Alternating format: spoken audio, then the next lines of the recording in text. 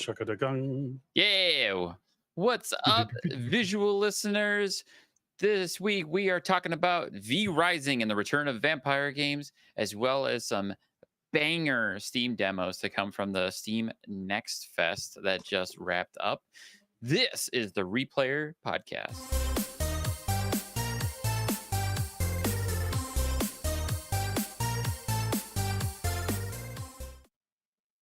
All right, what's up? What's up? Hello, everybody. Welcome to the show. I am your host, Dan Morris. Joining me this week, I have Tyler Graham. Hello, Tyler. Hello, I'm the The voice fa- from the void with a face on the screen. yes, the face of Tyler, who's looking very surprised and shocked. We'll go with that. We also have Louis, aka the clever moniker / fit lip. I don't. Okay. Okay. Hi, Louis. Hi. Hello. We also have Patrick, but Patrick isn't appearing on screen for some reason at the moment.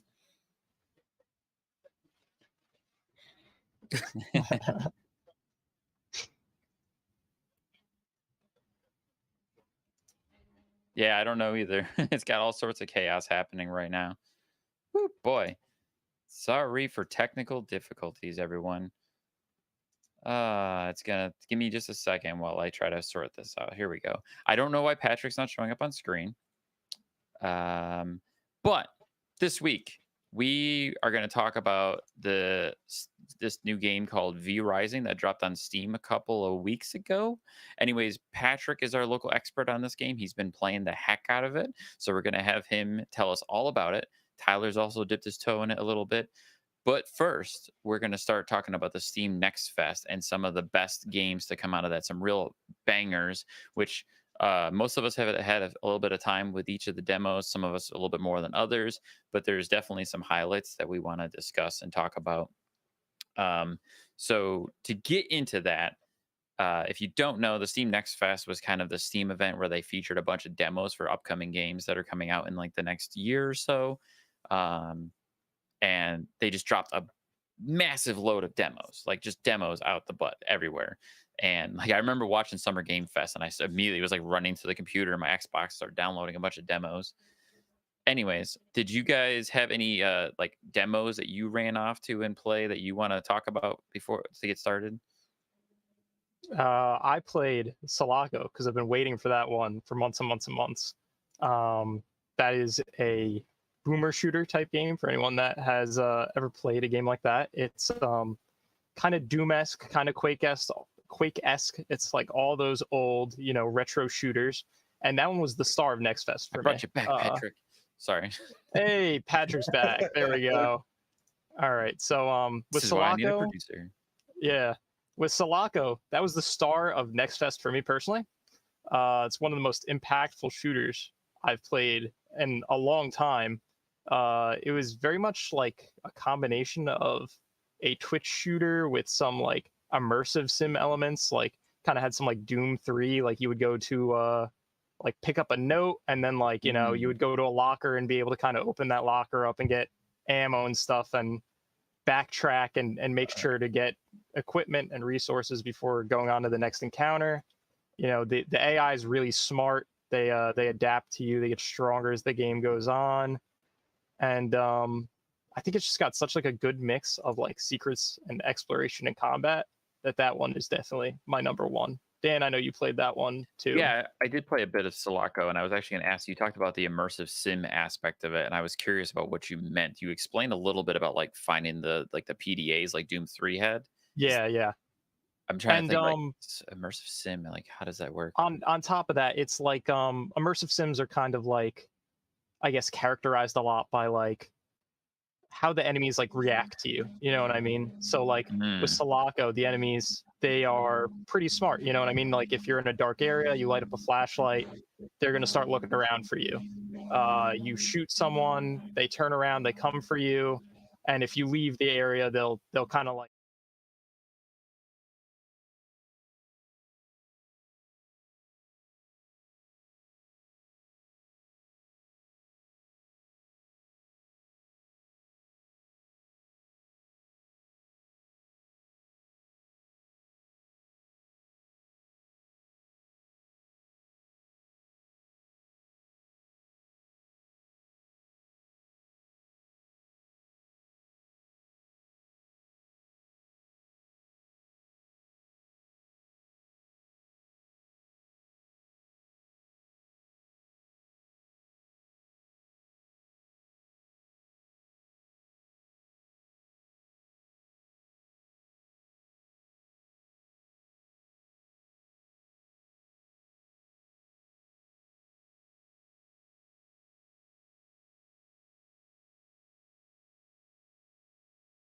not Ooh.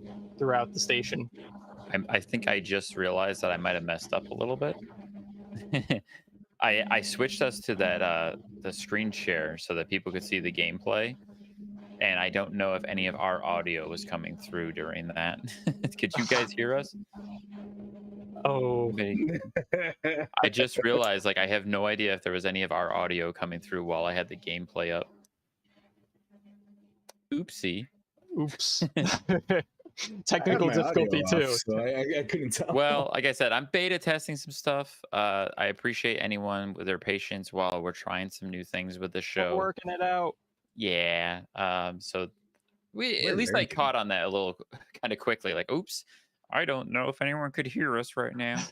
But anyways, real quick, better the first video than the last video. a quick recap. I was talking about the like how you can check lockers to and find codes to open up keypads, and Tyler gave a little bit more details on that. I don't want to spend too long fixing our mistake, so we can kind of move on. Has anyone else had a chance to play Selaco yet?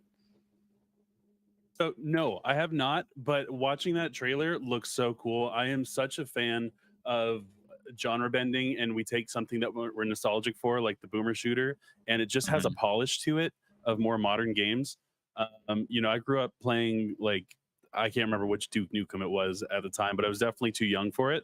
And so I do have a fond memory of these type of games, and I just love to see it come back. Nice. Yeah, and the feel of the boomer shooter is definitely present there. I felt very much like I was playing a boomer shooter as well while I spent some time with Selaco. The gunplay felt really cool. I liked how it started off in, like, you're trapped in a room and there's a little bit of a slow burn, and then you start picking up weapons, and like it looks pixelated, it looks old school, but has a lot of really deep 3D textures underneath it all. So I thought that was really cool. I'm hoping everything's working. I did it again. I switched us to the screen share, but I made sure to put all of our audio underneath first this time. So hopefully everybody hears us right now. They can. I got it up. We can hear. Awesome. Good. We could not hear before. Now we can hear. Yeah, I know. So I'm like, I we're was good. watching the screen share scene while we were talking, and I looked down and I look at my audio meters. I'm like, there's no audio at all.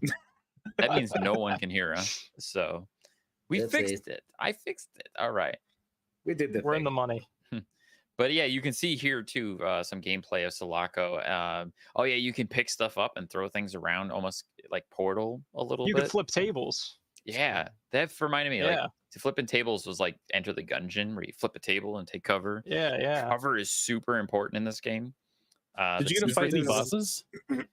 Not in my time with it. I don't They remember. had one at the very end. I don't know if it was like a true boss or if it's like one of those things where like they introduce like the behemoth bruiser enemy type thing, you know what I mean? But they introduced this guy that was like this big behemoth type guy, and he was a tough to take down guy. It was like a demo boss.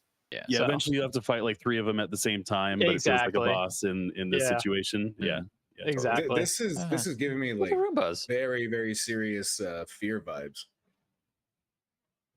Yeah, that we're a all just, little bit. A Why are little you so bit. scared?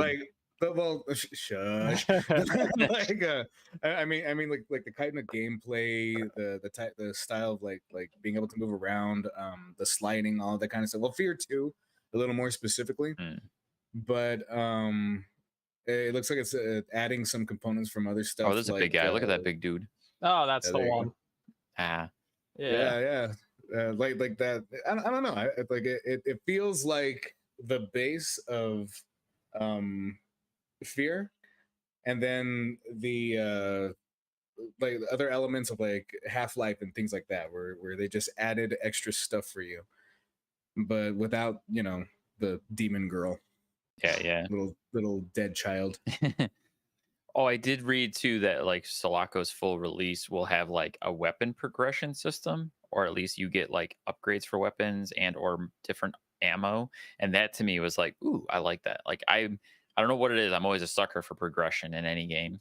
100%. Yeah. I don't know why. I think that I think what you're talking about. I think they're gonna have like cabinets around the map where you can like invest in the weapons you enjoy to play with throughout it. Yeah. Which sounds very much like Doom 2016 did that with the upgrades and things. Yeah. So I know I've known about Selaco for some time. And didn't it have like a joke release date? It might still have a joke release date of like it's like 2077. 2255 or something like that. Yeah. Something ridiculous. But now that we've had our hands on the demo is super fun. You can go and download it and play it for free on Steam right now. Highly recommend. It's one of the best shooters I've played in a long time. I look forward to the full release. Hell yeah. Absolutely. All right. Anyone else have anything that they've played through the Steam Next Fest that they want to get into? I know, Louis, you haven't had a chance to play much. I got something. Yeah, let's hear it. Dan, I can't tell you enough. I am a fan of highly specific simulators. And I got to tell you about this game I tried called Brewmaster. Yes. Brewmaster Beer Simulator. Brewer Simulator. It is maybe it's just the hipster Pacific Northwester in me that enjoys his craft beers. I have many friends that do that in real life, and I can't say that I've dipped my toe into that quite yet. Some brewmastering. Yeah. I'm a brew apprentice at this point. I just think just like anytime you can just stop and whether it's lawnmower simulator, farm truck driver. I'm not so much into the truck driver. I did play the lawnmower simulator, so I kind of get that. Yeah, I played the crap out of it actually. Goat simulator. Anything that lets you just kind of deep dive into one specific thing. What was the other? There's just like kitchen simulator too that I played on Steam as well. It's not something I plan to probably spend all my time with. I'm not gonna platinum this game or anything like that. But it was a fun demo. It was a fun time. Nice. How you actually played through the demo like to its completion? No, I can't say that I did. Oh, okay. Gotcha. But just to get in and to mix a potion that will become a beer, I was into it. Nice. I actually, now that you mentioned it, I'm kind of interested. I want to check this one out because I don't know what it is about simulation games. Like, why are simulation games so appealing? It's weird. Like I've tried playing like farming simulator. I did play the lawnmower simulator. That is definitely, I will admit, this is 100% OCD. Like my OCD, like just sitting there and like just going back and forth over the lawn, even in a video game. Definitely. like a V. What is that? If it's ASMR, then I guess it's VSMR, right? Visual stimulation. It doesn't mean it's sexual. You giggle. Yeah, it's just like it's appealing. It is like it's calming, and you're like, oh, that's really cool. Yeah.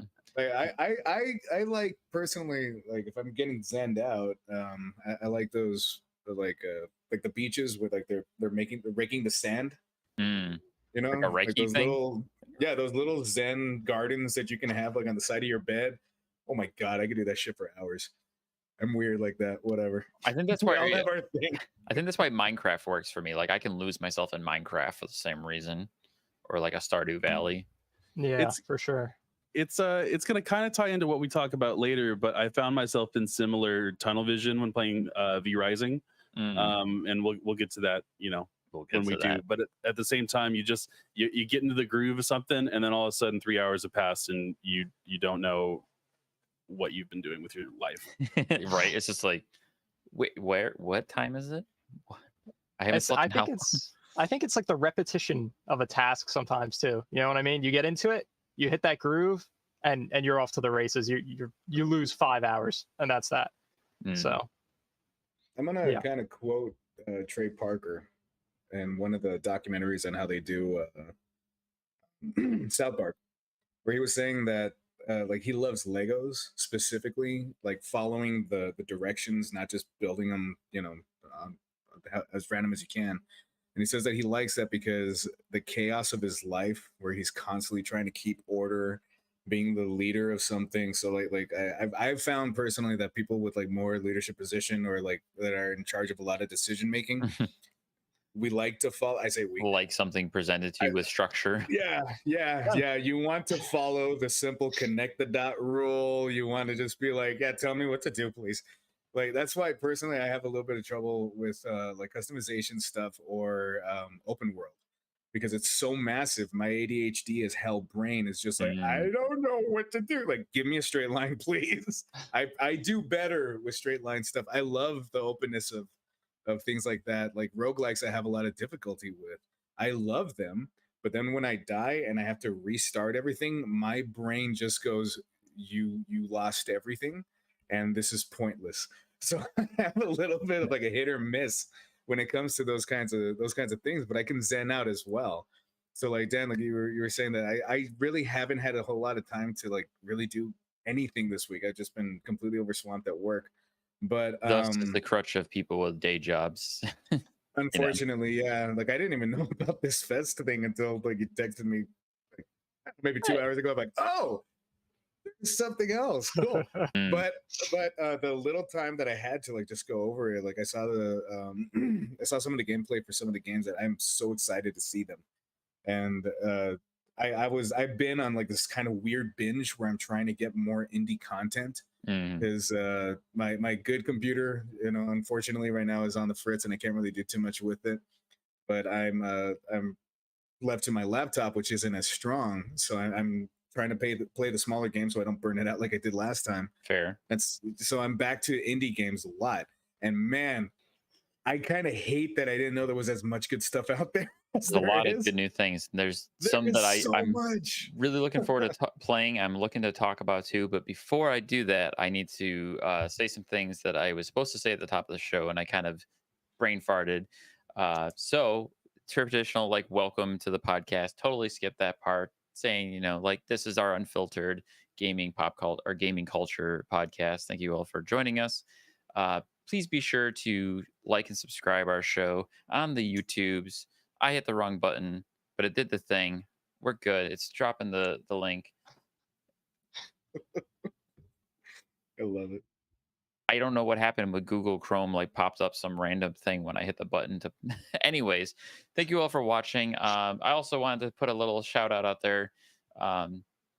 Just as we like to keep our opinions unfiltered and real when we're talking about video games, we like to keep it real when we talk about current events too, such as the Supreme Court's overturning of Roe versus Wade. We wanted to express our support for a woman's right to choose and body autonomy.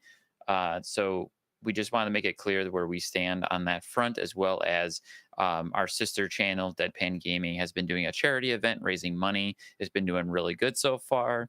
We're almost at $800. I think we're just shy of $700, like crushing all the goals we set for it. And I just wanted to shout that out and let everyone know that we support.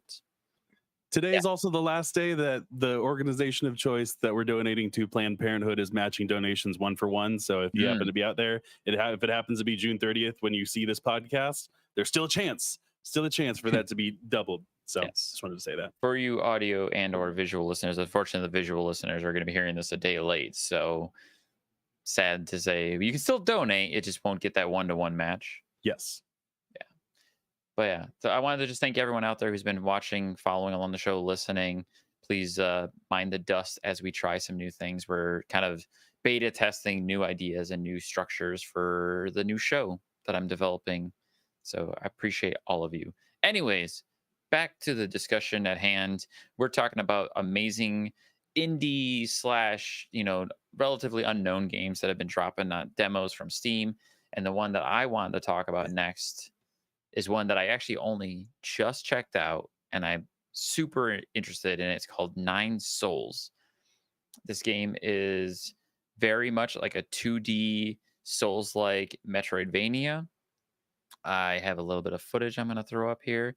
I just got my hands on playing the demo for this. I was immediately grabbed by the art style. It's intensely stark. It's incredibly brutal.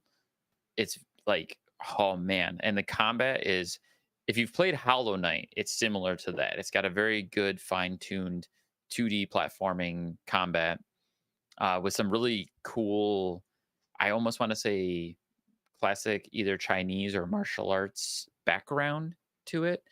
The main character can do some really cool stuff. Like, I don't know about you guys, but this animation style blows me away. It's incredibly it looks smooth. amazing. It's a little Really? gory, so if you don't like blood and guts, it's might not be something you want to look at. But the gameplay so far is really solid and smooth. And this checks all my boxes when it comes to like a side scroller, especially if it's got true Metroidvania arcs to it. The way you move around the environment, the way you explore is really cool. I can't wait to go back and spend some more time with the demo on this game. And I'm like, we got to jump into it. Like, there's a point where you see people being sacrificed to a god, and it's straight up like lopping their heads off. And now I've got an ad, stupid ad. So we're going back to us, but I highly recommend checking that game out. I don't know if any of you guys, or if that's your thing. I'm not super familiar with the genre, I will say, but I do believe that there's other games kind of in the genre. I think like Blasphemous and Dead Cells. I don't know if you've ever played those, and played both if of them. so, like how do you think those compare to It's this one from definitely what in you've the played? same vein. As Okay. far as it's a 2D side-scrolling Metroidvania style of game. Dead Cells is a very much a roguelike Metroidvania. Okay. Blasphemous is more traditional Metroidvania with like the Dark Soulsy kind of combat, and that's what Hollow Knight is. And that's where I'm actually looking forward to Silk Song, which is the follow-up to Hollow Knight. But Right. this game is kind of doing the same thing, but it's in its own way, and it's just like the visual style, the art, like it's stunning. And like here's like one of these where for visual listeners, it's a little intense. People are getting ritualistically sacrificed, but the gameplay is incredible to me. I love this style of side-scrolling action hack and slash. You can do parries, you can do dodges, you can stick people with these like explodey Naruto style like charms that like you stick him on him, and as he dashes past him, and then you explode him, and they jib into little bits. Yeah, Dan, this game looks awesome. I see why you're into it, and especially with the other games that you like. I'm a big fan of Hollow Knight too. I didn't quite beat it. Same. But yeah, because it's like really hard. Yeah, it's hard. And you got to be in the mood to be able to bash Take a your head against beating. the wall. Yeah. And I've played and beat Dead Cells, and I see where you're getting at with that as well, Tyler. It just yeah, I'm excited to see more. It's one I hadn't heard of until you showed us this trailer here. So it's going to be on my horizon for sure. I only wish I had a better release date window. It just says Q2 2023 right now. Like, oh, be closer, please. Yeah. What about wasn't there one more that we wanted to talk about? Cult of the Lamb? Or yes. Is that the title, right? Cult of the Lamb was definitely one of the other ones I was going to highlight after this. I was going to pass it off to Tyler to get into Cult of the Lamb. Oh, well, sorry to jump the gun here. You're there. You segued it. You segued for us perfectly, Patrick. Pardon me. Pardon my dust. I love that anything that Devolver has their publisher rights on, although it's not always the same game. You know, they have such a distinct feel that like you tell me that it's a Devolver digital like product of some sort, and like or you almost, I'm sorry, you don't have to tell me that it is. I can guess that, I feel like, just by the tone of a game. And this one looks so cool. Yeah, I kind of agree with you. I think with Devolver, I think it's not just even like the tone of it. It's a little bit like they have like a humor to it, you know what I mean? Like a dark humor. They have a very specific vibe to it.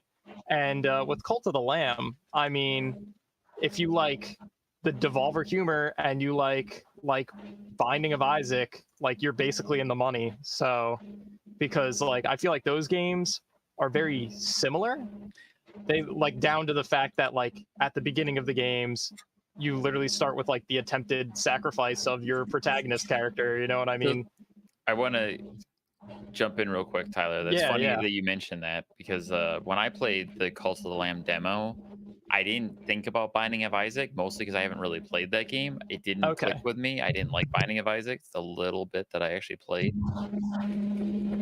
Sorry, I'm getting a lot of feedback from Louis. Sorry. Yeah, you got a lot of feedback coming through at the moment, sir. Let me try turning off my fans. You got really loud for some reason too. What do you? Wow, what happened? I don't know. You're just super loud all of a sudden. How do I fluctuate that? Well, I'm turning you down. Okay. Okay. Okay. Sorry about that. I'm sorry. All I could hear was fans all of a sudden. Like, whoa. Anyways, Cult of the Lamb. I wanted to just give a quick little description. From what we know, I remember seeing the preview of this game. What was it, 6 months ago, maybe a year, at some preview presentation. Something about that long ago, yeah. And immediately I was like, this looks cool. Like, I'm really into this. And as far as I can tell from the demo, you play as this lamb that's part of this society that you're being sacrificed in the beginning. And when you're sacrificed, you actually get like brought back to life by this opposing deity that says, I'm going to let you live, but you got to start a cult in my name to overthrow the other religious sect. And you're this super cute lamb, and all the other creatures are super cute, but it's full of murder and death. And I love it for that reason. So when you say it's like Binding of Isaac, I didn't quite get Binding of Isaac vibes, mostly because I didn't play a lot of that game. But for me, I got a lot of Enter the Gungeon and Slay the Spire out of those were my impressions from it. Kind of like a little mix and match of those. Yeah, I can definitely see those too. I'm going to be honest, from some of the items, from the limited time I played, I felt like strong Binding of Isaac influences. I feel like they kind of did similar things, but like, had some innovative ideas lurking in that old formula. So one of the items that I very specifically remember, because I thought it was really cool, was I got some item where it like added what was called, I think, infected hearts to my character. And they kind of like added on to the end of the health bar. And when you got hurt with the infected hearts, like every enemy on the stage. I'm sorry, this is so cute. Like, and then they're all so going to die. But yeah, so when you get hit with the infected hearts, like every enemy on the stage takes like passive damage. And that's very similar to like the stuff they have in the Binding of Isaac called like soul hearts, except when you get hit in the Binding of Isaac with the soul hearts, they just disappear. They don't do anything. So they kind of like took that idea and like, did something innovative with it. And that's something that I kind of like saw over and over again throughout the game. And then obviously they did their whole thing. They kind of have like, I don't know how much you got to it, because I only just kind of had my first run in with it when I dropped the demo, but they have like what they're showing on screen right now. There's kind of like a city builder element to it. I don't know how far you got, Dan. I played through the demo until it stopped me and like sent me back to the main menu. Got you. So yeah, go ahead, Patrick. I was just going to say, what it makes me think of that when you get to the base building aspect of it, it makes me think of Metal Gear Solid, and like you're like, 'cause you're like sending people back to base, like what was it, the Fulton, or it had a specific term, where you like parachuted them into the sky, and then you're getting people back into your village, and it's so cute, but so gruesome. I love it. I love the base building aspect of it. Like the little bit that I could do in the demo. So you get like your first recruit, and you have to like indoctrinate him into your cult. And then it says, you have to choose what resources you want him to work on. And you send him off to either collect wood or stone. And then it's like, oh, okay. So then I see like these almost Minecrafty meets Stardew Valley meets Portia. Like you got to build these individual things for your village to grow your village for you to send your cultists to. But in my time with the demo, I was only able to do the first level. And as soon as I finished the first level, it was like, thanks for playing. And I'm like, no. You want to keep going. And that's a sign of a good game right there. So this is one of the, not one of, this is the only one I got to try out was in the demo. And I am not a roguelike kind of guy. I didn't get roguelike impressions from this. I didn't either. But then again, did you die? Once, I think. No, I didn't. I didn't die. I was thinking of. No, you didn't die, because if you die, it turns off the game, and I got so mad that I didn't have more. And I wanted it at that point to be the roguelike. I wanted to be able to go back and then do it all over again. But unfortunately, I mean, there's only so much you can do with a demo. Yeah. But I have to say, the combat, the characters, the level design, it is so stupid awesome that I'm upset that I haven't gotten this game yet. Bless Yeah. you. And I'm just kind of again, it's not my thing. I don't like the bass part. That's the part that makes me, again, my ADHD brain is just like, go hit something. But you can chop wood and stuff like that there, so it's fine. But that was the only part of it that I was a little apprehensive of. But at the same time, I kind of see how it could become more fun. I can kind of see how you can get to the point where, well, all of my followers are stronger. They're giving me more, I guess, more holy. So they're like, praying to me more, so I get better, stronger magic. So there's not just the element of you have to keep them all alive, like in Fallout. Instead, it's like Oh. there's a point to keeping them alive and happy. The happier they are, the more you get out of it. So there's a reward system for doing the farming and all of that, which you don't usually Hmm. get in these kinds of games. So that one really hit a note with me where I was like, okay, I could get into this one. Not to mention, like you said, they're so freaking cute, and I love that. I love it's a little lamb that's, if you notice, the first strike, it's a big smile, and then the next one is a little bit angrier, and then that's when they get Yeah. that last. So I just noticed now, so watching good. back this gameplay that we're looking at right now for people watching on YouTube, there's a timer at the bottom that says work in progress gameplay, and it's counting down from 20 minutes. So I didn't realize that maybe the demo has a timer. So maybe I need to go back and try to replay the demo again and see if I can get further in that time frame. Because maybe I just hit a timer. No, I think it's a timer, but it's also only the first level. So you That's only probably have true. Yeah. 20 minutes to beat the first level. Like that's what Yeah. the old school demos like That's what the Resident Evil 2 Medieval demo used to did do too. that. Yeah, Resident Evil did that too. You had a certain amount of time, but you could do everything. Yeah.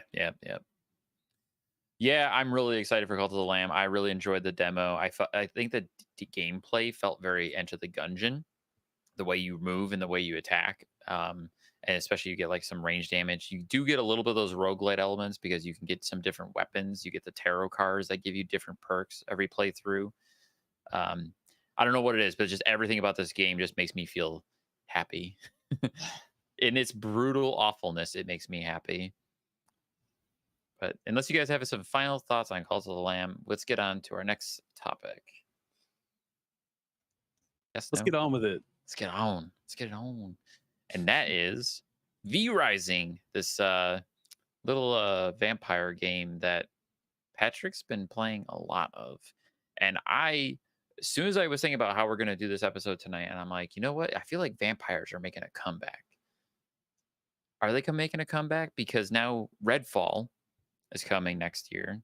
That's about vampires. V Rising, you get to play as a vampire. Where's my Blood Omen and my Soul Reaver? And they had that Vampire the Masquerade's Battle true. Royale or whatever that came out a month or two ago, I think. Yeah, and then there's also a mainline Vampire Masquerade coming. There's also a game called Vampire Survivors that's out recently too. That's like kind of pixelated graphics, and it's really popular. Yeah, I think it's like pretty cheap or free. It's like $1 on Steam, I think, and it's also on Game Pass now. Yeah. So maybe they are. I feel like it's too early to be like, yeah, they're back, baby. They're back, baby. But it's definitely interesting. Like, what is in the zeitgeist? Like, why now? Why vampires again? They were just waiting for their moment to strike, and the vampires from the shadows. From the shadows, yeah. I don't know, Dan.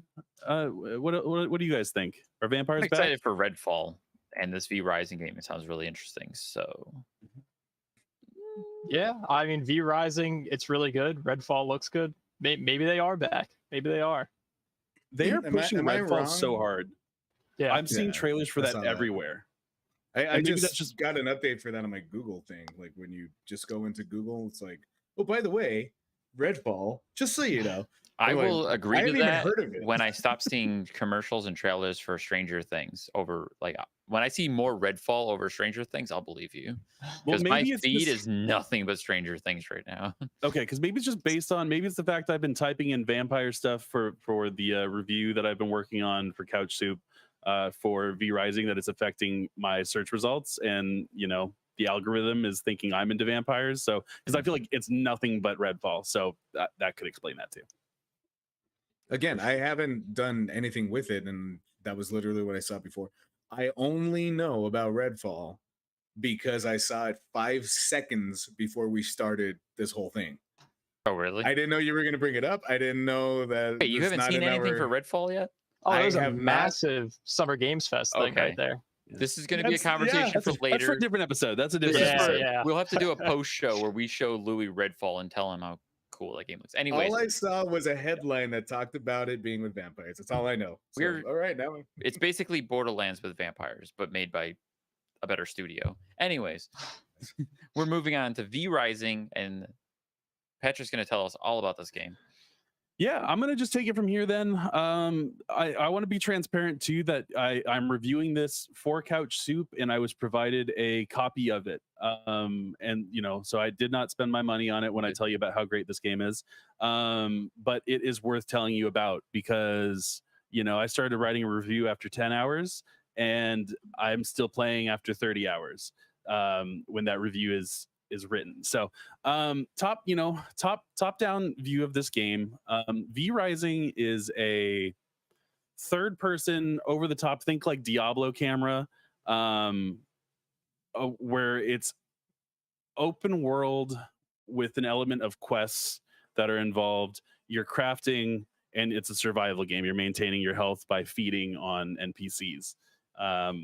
And there, it's one of these things that if I told you at the point where I'm at right now, there's a lot going on, but I think it's very generous in how it slowly gives you that drip feed of new gameplay mechanics and new things to worry about. It's still very much, it's early access, and there is a bit of, just in the way that like tutorials are given out, like there's information that you should be getting from like a website. You want to look up like 15 things I wish I knew before I started V Rising kind of I've guide. already seen those videos like popping up in my feed of like 10 things to know before you start playing. Yeah, because it definitely is like, if I were to start over again, I'd probably do things a bit differently. So V Rising is it gives you multiple options for the type of game you want it to be. I personally spent a majority of my time on a PvE server because I wanted to just get the chance to get through as much of the crafting and the building as I could without worrying about someone coming in and stealing my lunch money while I wasn't looking. So you can either join a PvP server, you can do like squads, like where it's meant to be that you're going to expect to fight 4 other, vampires in a group, players, or there's like a permadeath kind of mode too, or you lose more loot if you die than if you were on this other mode. So what's the combat like? Think Diablo, where It's you have kind of also got MOBA elements. You know what I mean? Like, you've like got spells you're on cooldowns. activating. Yeah, exactly. You're activating abilities, kind of like you would in a game like League of Legends or something. You have them keybinded in, because it's and a you activate them on cooldown. perspective. You're kind of moving around the environments. You've got like your basic attack, and then you've got like your specials set to keybinds, right? Yeah. Okay. And as you're defeating more bosses that you encounter, you are unlocking new spells from them, and they'll often like use them against you in the boss fight that then you get to use too. And then you're also unlocking like new crafting recipes, or like the ability to like, now I can make a like a furnace or whatever, and I can start turning the ore that I've gotten into bars, and then the bars then can make the new weapons. And so on top of getting spells from bosses you defeat, you're also getting new weapon abilities depending on the quality of weapon that you have. So you start off with like bone, a bone sword from skeletons that are easy to kill, and it's just got the standard slash. But then by the time you're up to iron, you've got 2 extra abilities on top of your. It's like for your sword, you're spinning around, or you're doing like a dash attack and like launch them in the air, and it's cool. And so there are all sorts of different kind of weapons, and they have various uses depending on like. You're going to get more resources if you're using your mace on stone versus if you're using your sword. But then there's also like stone-based enemies, and so if you're fighting like a rock enemy, you're going to want to use that mace instead of the sword too.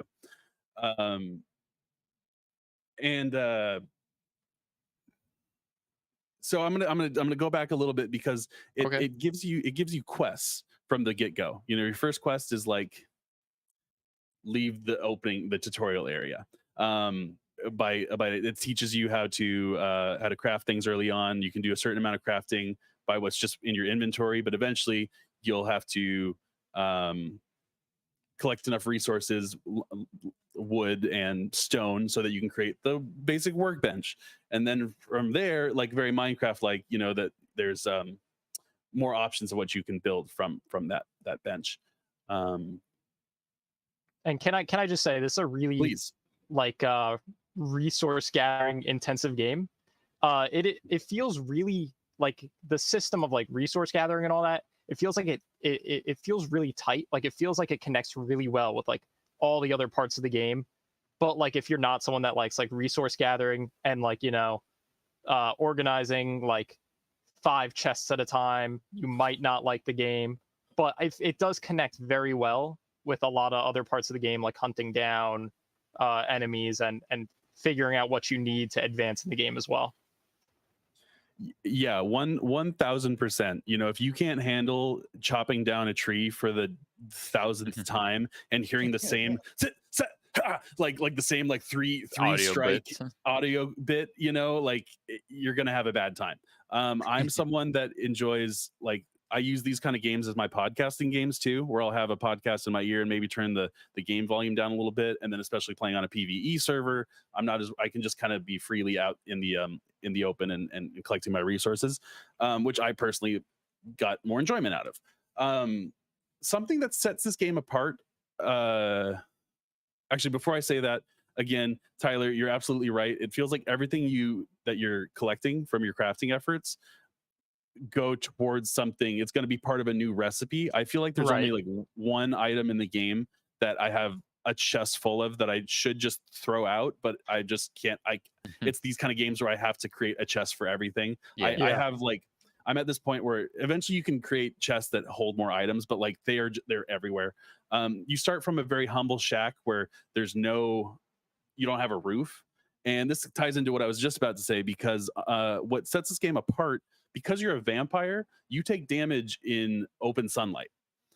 And so this makes you, you know, like usually, like if I played Rust a lot, and when it was nighttime, it was scary. You had to go out by a torch, and there's like other enemies that can see your torch from you know, a ways out, or maybe there's just like random creatures that you won't see until they're right in front of you that are going to attack you. You're kind of more afraid of the daytime in this game, but you can utilize cloud cover. You can utilize like the shade from trees or buildings, and so you have this short timer that builds up if you're in the sun. So it's not immediate damage, but you're like, the screen will get brighter, and then like if you wait too long, you take massive amount of damage. You're like under a magnifying glass, basically. Yes, it has like the little beam coming down on you. Yeah. And so it just like the amount of times that I've been like, I'm almost killing a boss, or I get stuck with a group of enemies that I then all of a sudden it's on a day and night cycle, and all of a sudden it goes from pitch black to like, oh, it's sunny now, pretty much. So like you have to then like think like, okay, if I stand in the shadows here, and then it affects my, like, okay, I need to have ranged abilities too, so that I can stand in the shadows, and these archers that are firing me and aren't coming close to me, I have to be able to hit them from a distance too, without putting myself at risk of like massive damage. So you start in this very humble shack that you've built for yourself. You have to create a core, the heart of your base, which is you have to fill it full of blood essence, which you get from killing all sorts of enemies in the world. And if you don't fill up this heart, your building will slowly degrade over time. So it's very much incentivizing you that you got to just come in, check on your base, throw some resources in there so that you have 4 days that you don't have to worry about it before your base falls apart. So real-time days, mind you. yes, real-time not days. in-game days.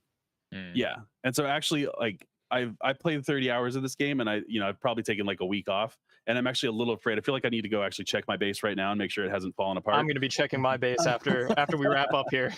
Yeah. So as I can see on the gameplay that's on the screen right now, that was a very like an early shack that you would create. Once you are able to create iron, that's when you can create a real castle. And once you've established cement, iron walls and flooring, it automatically builds a roof over your head. There's other, like, you create a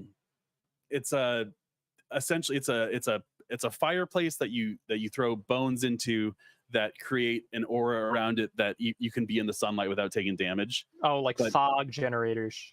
Yeah. It's like you put in a sprinkler in your house and you just stay cool instead of being in the direct sunlight. Am I saying too much? Do we need questions? Okay, because it's there's a lot. I didn't want to interrupt you, but no, I'm digging like what I'm seeing so far. I'm digging what you're telling me. Like the resource collecting aspect is actually like kind of triggering my Minecraft. Like, ooh, like I could have fun with that, and like, ooh, I want to be a vampire, and ooh, I want to build a base, and ooh, I want to fight things in a Diablo style, like action RPG kind of thing. What I'm actually starting to wonder now, though, is like, you were talking about your base, like you need to go check on your base. So it's a persistent thing that like you have to worry about your base getting destroyed when you're not there. It is always decaying. Essentially. But the thing is, go ahead, Patrick. I was just gonna say you can create a custom server. Okay. And you can adjust the amount of time. Like if you just knew that like you and your buddies wanted to just chip away at this world, but you're like, we're not gonna play this every day, and we don't want to worry about all of our progress going away. I mean, if it's also a private server, no one's going to come in and steal your stuff. You can at least adjust the amount of time the amount your base degrades over time. And so that's what I would be more inclined to do. Is like, I feel like this game would be a fun game to do, a private server that we take our time. Like, I want to experience this game and everything it has to offer without having to worry about the base degradation, because I've been burned before. We've been burned before by, what was it, Citadel?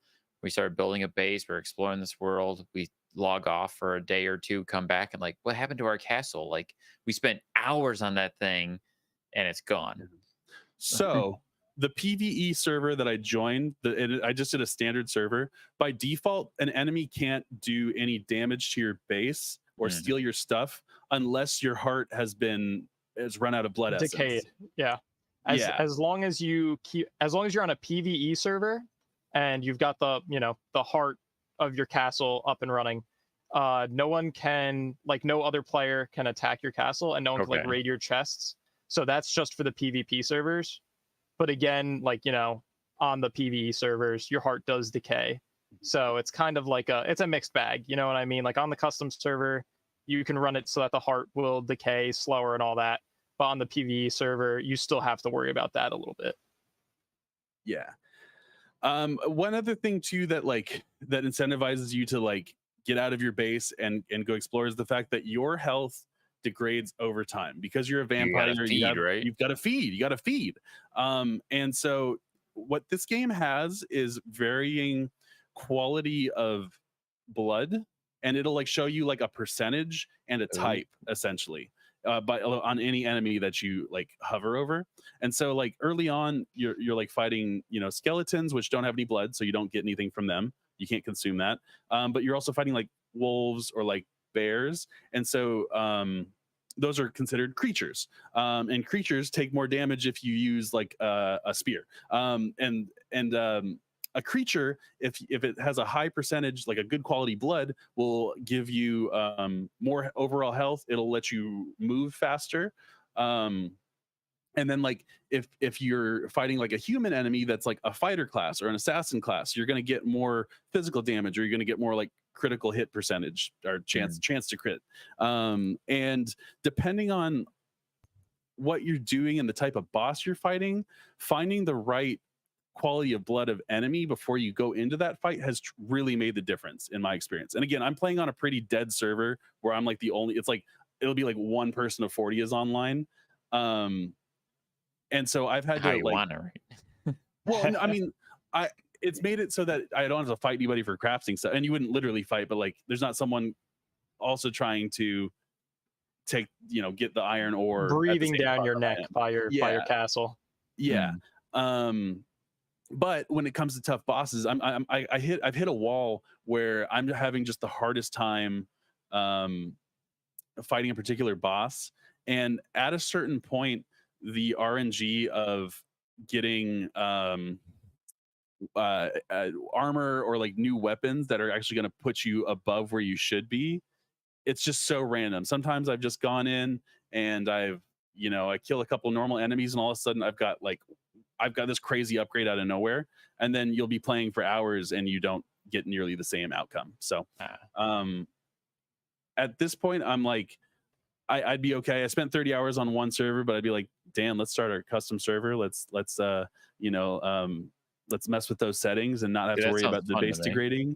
And let's go in there and build a cool base, because it's pretty simple as far as like the amount of customization you get. As far as the structure of it, you're not worrying about like weird angles of roof. It's just create a perimeter and then create certain rooms. There's certain tiles that you get, like the wood shop tile. If you have like resource gathering equipment that match that type of tile, they're going to be more efficient and they're going to require less materials to give you what you're trying to make. And so you do have to create rooms. There's a fast travel system in there where there's only certain items you can travel with. So you can create your own portal, but then you have to, maybe you go out there with an empty bag and then fill up in this new area. And then you've got to find a horse, or you got to, hoof it. I guess that'd be a horse if you were hoofing it, but no, you gotta walk. You walk back to your base with all your goodies. So I do have another question. As far as the character itself, is there much customization in your character, or does everyone kind of basically have the same vampire? It's pretty basic. I mean, you can change like the skin tone, various accessories. Like you want funky earrings, or do you want like I don't know. That's like the personalization, but what about like customization of abilities and skills? Is there any variations on that? No, that's going to be completely based on what you decide to equip with the spells that you get from killing bosses, and then also depending on the weapon that you equip, because it's like you've got like a mace and a sickle and a sword and axes and like dual wielding knives kind of things, and like crossbow or bow and arrow. And so like you could kind of like, if we were working together, one person could be more of the tank kind of character, and based on the weapon you're wielding. Yeah, you could, and the spells you put on, because some of them are more close range spells. So you don't actually like. There's no like class system as far as like you make a vampire that is a mage or a warrior, but it's all about what you're equipping on. Yeah, and the blood type that you're consuming and all that you want to build in a certain way, but there's no actual speccing into it. It's more the equipment you put on and what you build into. Gotcha. Which is cool, because you like don't have to commit, and then you're not like, oh well, I'm just the mage now. I wish maybe I could play, up close and personal. But then also the abilities that it gives you, it's like you only have 2 spells and you have 2 weapon abilities, and that's it. And the cooldowns are pretty short, so you do get to use those, but it's not as it's not like you're playing World of Warcraft where your entire keyboard is all spells, Mm-hmm. Yeah, you really only have to worry about like 4 keybinds at a time, which, I mean, it makes it sound basic, but like you still have like, like Patrick was saying, like, you spec into certain things. Like when you kill bosses, you choose what spells you want to have on, and it still feels robust enough where like the game's kind of challenging. Like, you have your 4 abilities, and the thing that the game I think does really well is that you never feel, I guess, like weak, but like you feel vulnerable. Like even as you're kind of coming through the levels a bit as you move into these new higher like level enemy areas and all that, you still get hit pretty hard. The sunlight never stops hurting you. And like, these newer enemies, you have to find new weaknesses to exploit. So I think that's something that the game does extremely well. So, I mean, the game is in early access still, so they're playing around with it. They're adjusting things. I'm wondering because a lot of games that do early access turn out way better afterwards. Like Hades is a prime example of how that game went from an early access kind of like not so great to like amazing by the time that game was finished. So, what is your like final like? Let's do a final summary on what you think of this game and like close her out, and then we can. Yeah. Dan, it's not a perfect game, but it hasn't stopped me from having fun with it. So, I'm gonna give That's it right now. A letter grade is more like C plus B minus. I'm gonna be harsh on it. Like it's not.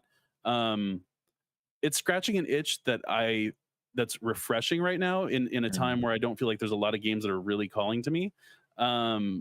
But it's got room for improvement. And, I think that when 1.0 finally rolls around, it's probably going to be a different experience than what I've spent 30 hours with already, which is exciting. I haven't really quite checked the roadmap to know like when they expect to like go full launch. But even the balancing that they've done in the last couple of updates that I've noticed, there were certain things that I wasn't getting enough of or took a long time, like as far as like crafting materials go, like you have to get paper from certain enemies that you then, if you have a whole stack of paper, you can turn it into your study, and then your study gives you a random crafting recipe, which is a pain because that's kind of too deep back into it as we're trying to summarize here. But it's got potential. It's not perfect. I give it a 7 or like a C plus, where I'm having a great time with it. I can't recommend it enough. But at the same time, it's an early access game. For sure, and it's $20 on Steam, right? $20. Yeah. I can't tell you the last time I spent $20 on a game and then got 30 hours out of it like that. And with the summer sale, it's like 10% off, so it's like $17 now. So yeah, cool. I mean, it's pretty worth it. I largely agree with Patrick too. I would give it like maybe a little less harsh. I might give it like a B. I think that he hit a lot of the issues on the head.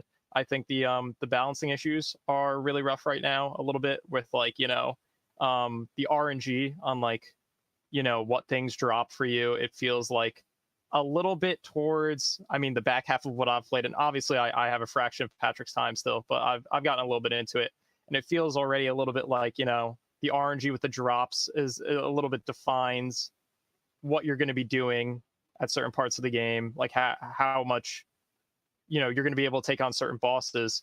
And I think the other like big critique I'd have for it is kind of like the stuff with the heart, the fact that you have to micromanage and come back to it if you're on like a public server. But I would give it a B.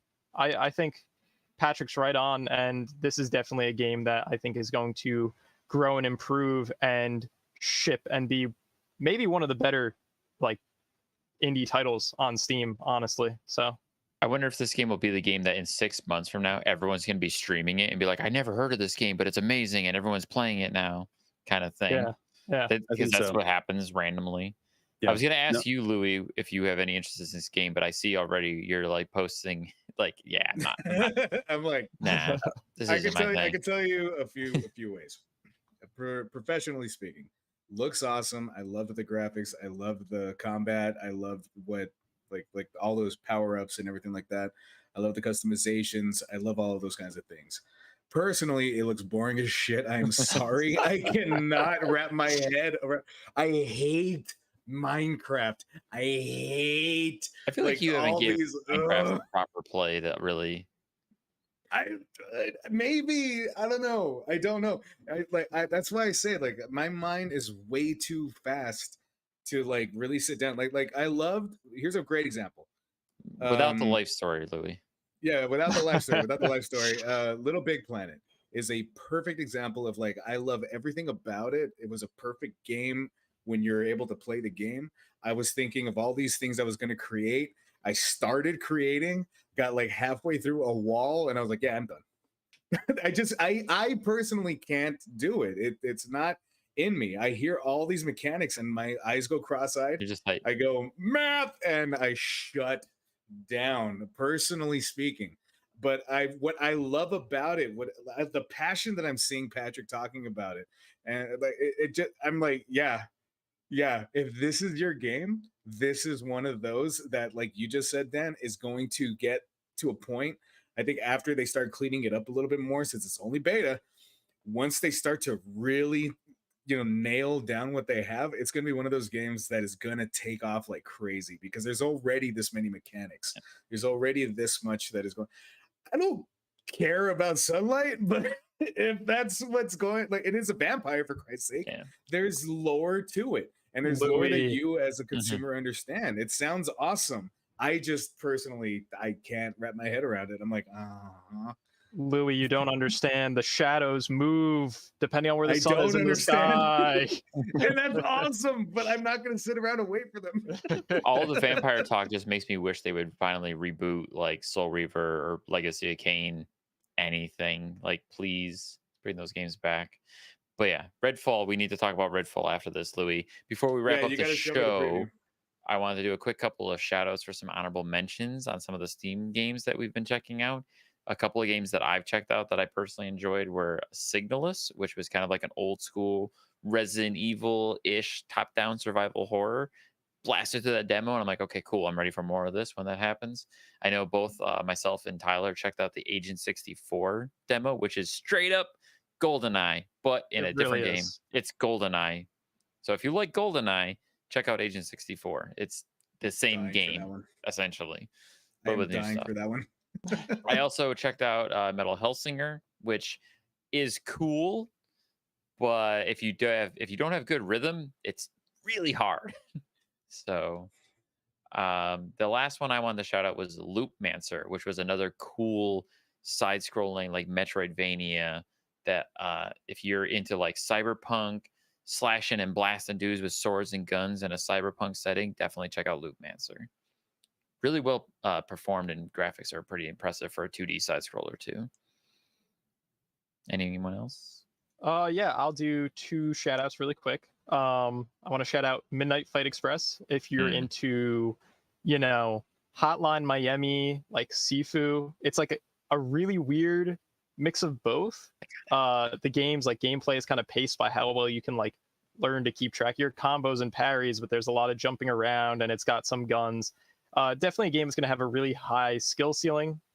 It's almost definitely not going to be for everyone, but like it was cool, and it's got like some really good humor. It's got an interesting premise where like, you're just like some sleeper agent that's wiping out bad guys.